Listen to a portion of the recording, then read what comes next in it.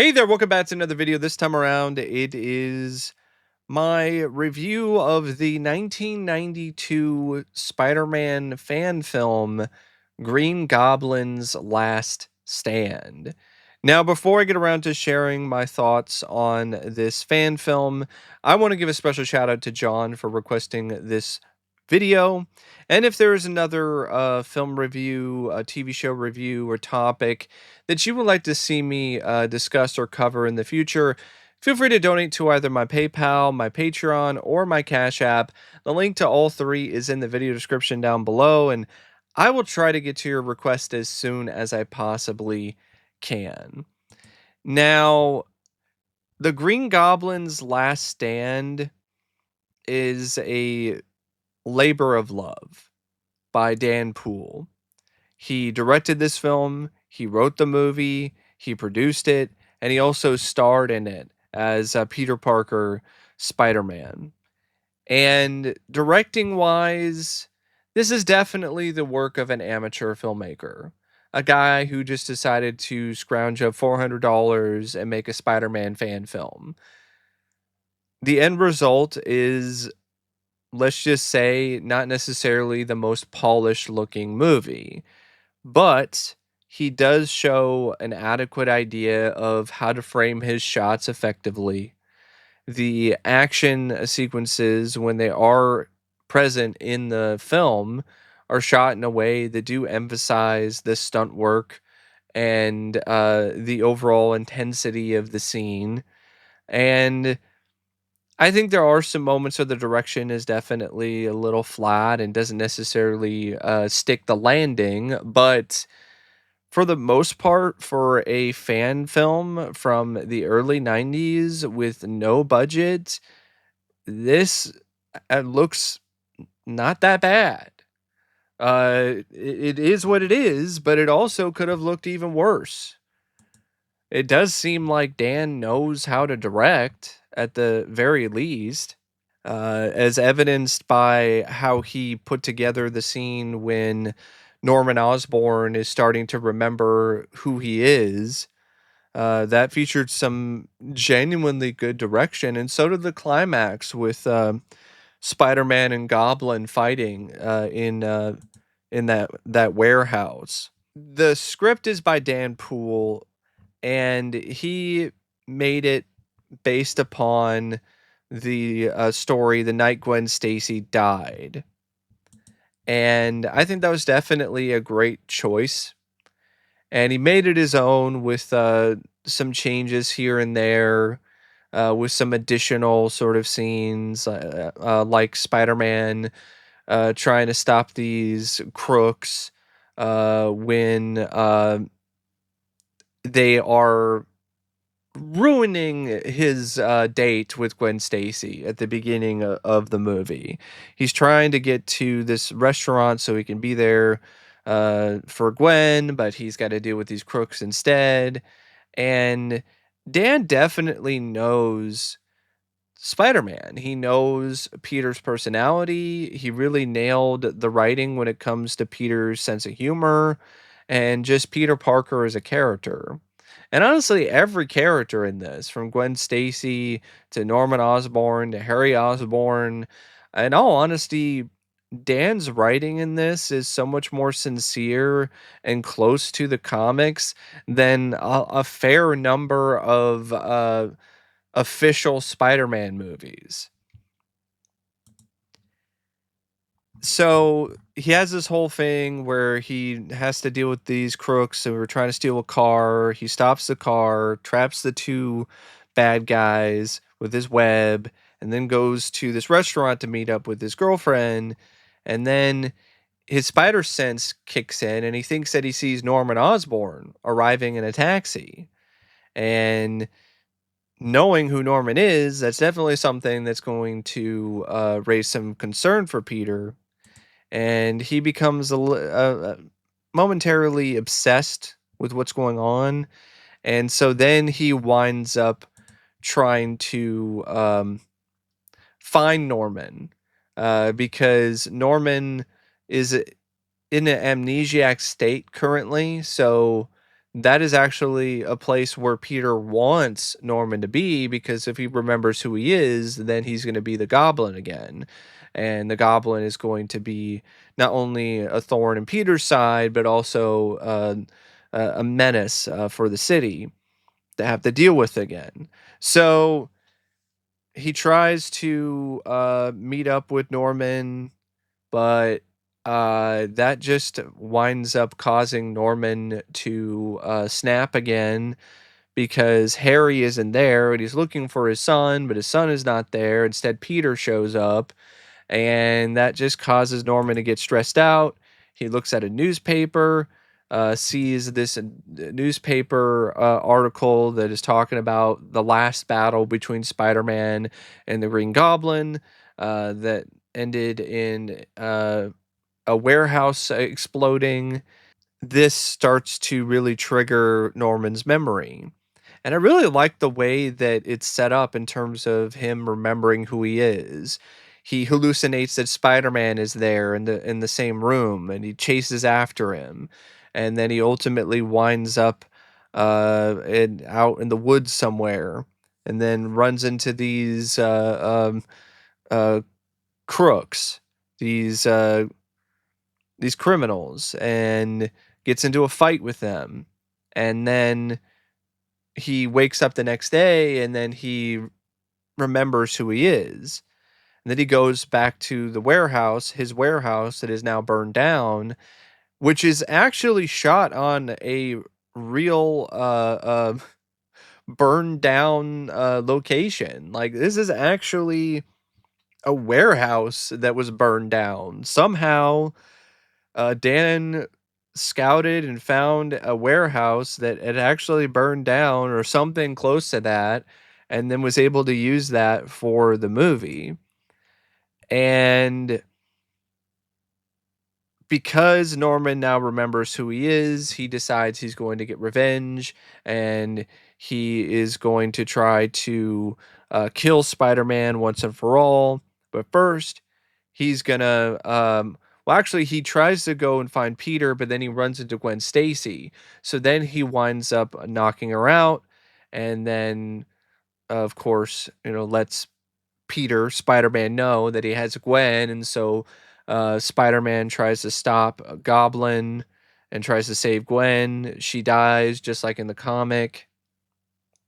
And then the uh the end of the film is Spider-Man essentially stalking Goblin after the death of Gwen Stacy, cornering him, and just beating the ever-loving crap out of him. After Goblin did get some shots in, but eventually Spider-Man overpowers him and he almost kills him. And I love that Dan's script really maintained the same intensity of the comic, and then also added an extra bit of edge and visceralness to it, because there is blood in this, which I don't really remember the comic really having any of that, but it adds an extra element to this fan film that I do like. The dialogue from Peter and the dialogue from Norman all work very well. I especially like the way that Dan adapted uh, Peter's angst and his anger towards Goblin. Uh, and it was really honestly great, like the way that he wrote that dialogue. There's some really good dialogue in this, from a multitude of different characters. And eventually Spider-Man defeats the Green Goblin again, almost kills him, but then he lets him live. But then the Goblin tries to use his backglider to take out Spider-Man, but then the backglider takes out Goblin instead. And the end of the fan film is, I think, pretty much just like the end of the comic, where Peter goes to Gwen's grave and has some um, inner monologue or commentary about what happened. It's definitely a somber ending, but it fits. That's exactly what the night Gwen Stacy died uh, is deserving of. Honestly, this is the best adaptation that I've seen of that particular comic because the Amazing Spider-Man 2, I think it had some good things about it, but it just wasn't necessarily on par with the comic, and it also really didn't have as much of Peter's, like, anger and frustration boiling over, and him losing control as, this, fan film had when it comes to its script. I think Dan did a really great job writing this fan film. I really do. I think this is some of the best writing I've seen in a fan film, to be honest, and it beats the ever loving crap out of Lotus. It's not even close, if you ask me. The writing in this is so much better than the writing in Spider Man Lotus. And when it comes to the cast, the performances aren't that bad either for a fan film. Like Dan Poole, I actually think he's a pretty good Spider-Man. I don't think he's great, but I think he definitely makes the role his own, and he honestly was a decent enough fit. I think he had some charm that he was able to get across when it comes to some of the one-liners and the wittier moments that the character had in the film. He was a pretty believable and strong take on Peter. In some ways, I think he might have been a little bit better Peter Parker than a Spider-Man, because of the fact that the costume was dirt cheap and he wasn't necessarily a gymnast or anything. So he did the best that he could, but he definitely had certain physical limitations. But as Peter, I could definitely see it. And as Spider-Man, he was decent, at least. Like he had some good movements that were similar to what you would expect from Spider-Man. And I have to give him credit for doing his own stunts. Like he did a lot. Like he did some crazy stuff for this fan film. But really, it's Jimmy Kinstle who steals the show as Norman Osborn and the Green Goblin. He looks like a coked up Judge Reinhold, but acts like Julian Sands at his most hammy and endearing when it comes to stuff you would see like in Warlock or other films that Julian Sands did. Uh, Definitely gave me Julian Sands vibes, and that's not a bad thing because it actually really fits well for Goblin.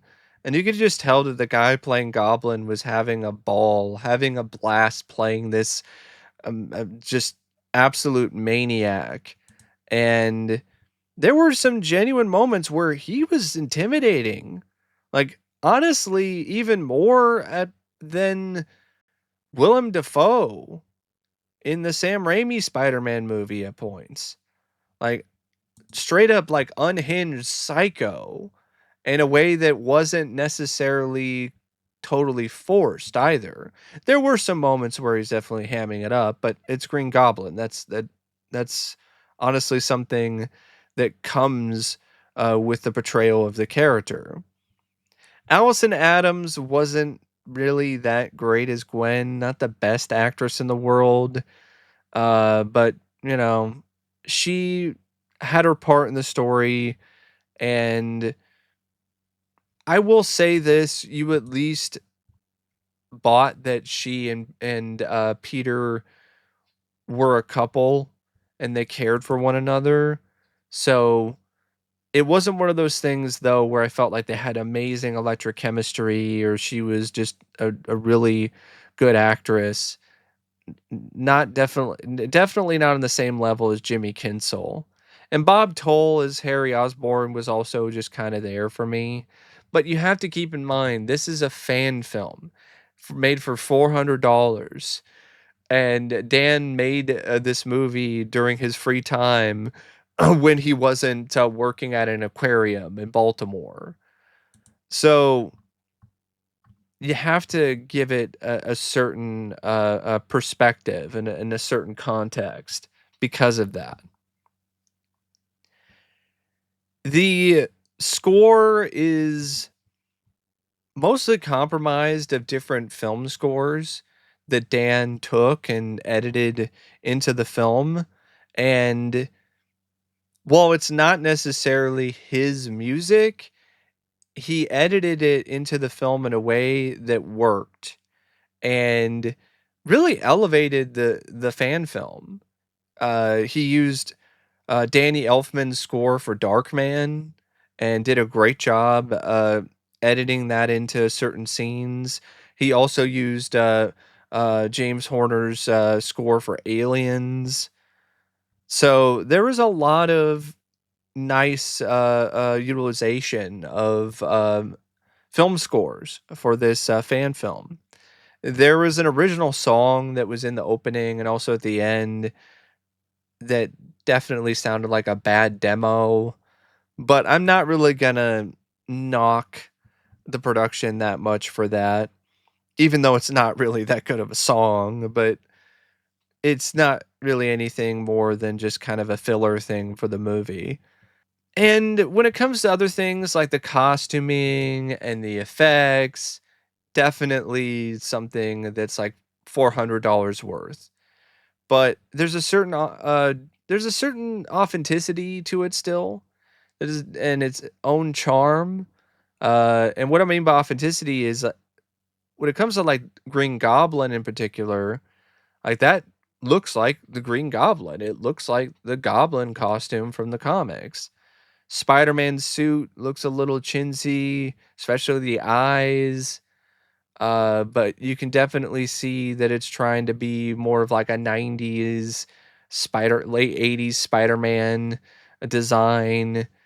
It's a $400 budget. So, and this isn't the day and age where you could just go on Amazon or some other website and buy a pretty decent looking Spider-Man suit for an affordable price.